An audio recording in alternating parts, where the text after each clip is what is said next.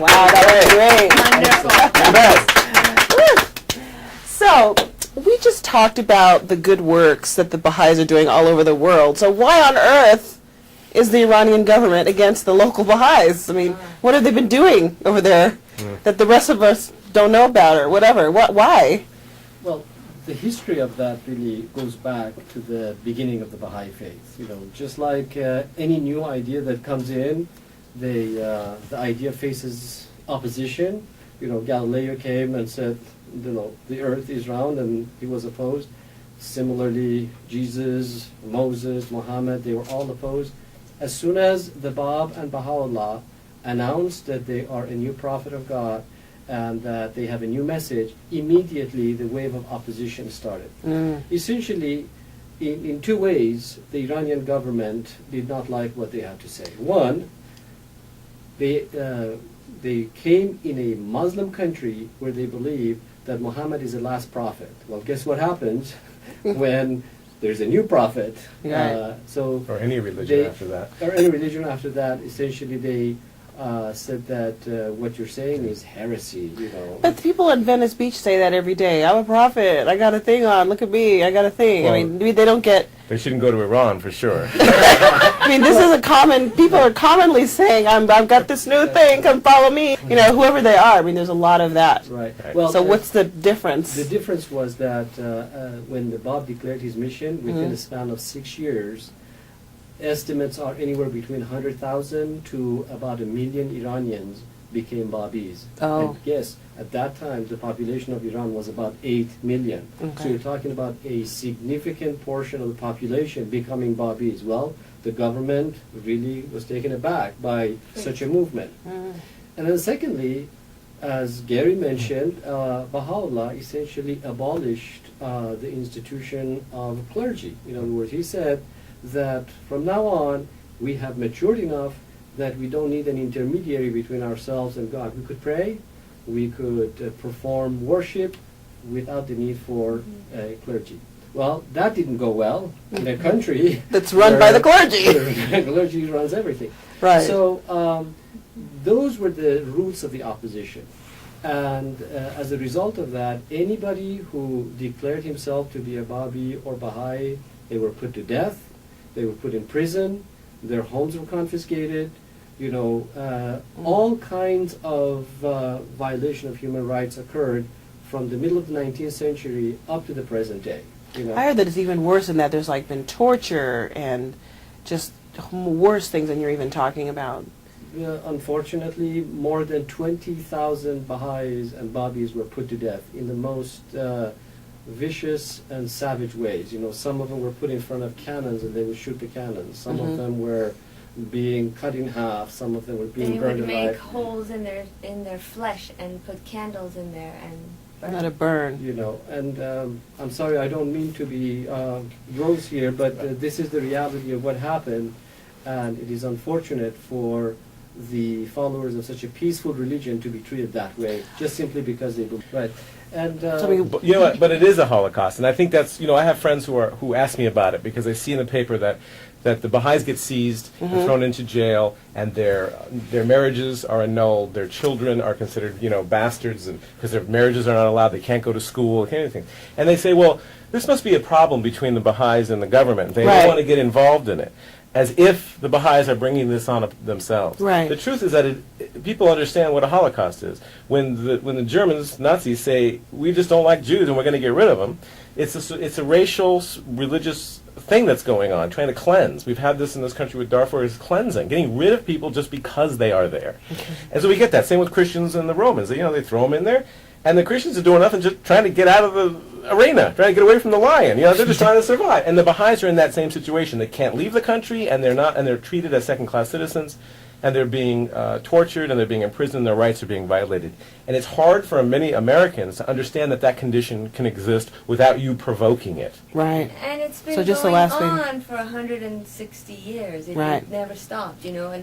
And when the Holocaust happened, the world said never again. And, you know, here we are. It's going on. And, again, exactly. And it, you know, it's about consciousness raising. It's about letting people know what's going on in Iran right now. And you know, as Gary said, we know people who are affected by it.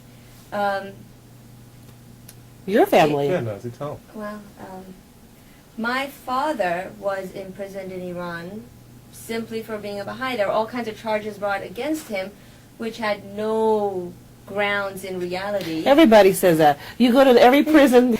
Did you do it? No. Did you do it? No. Did you do it? No. I mean, everybody in prison says I'm innocent. You know. But So the what do you? reality What did they is- say? Well, we're not When innocent you of being take- Baha'is. Right. They ask if we're Baha'is, and we are. And that's the reality right. is- If you say you're not a Baha'i, you get to leave, but we can't say that. Oh.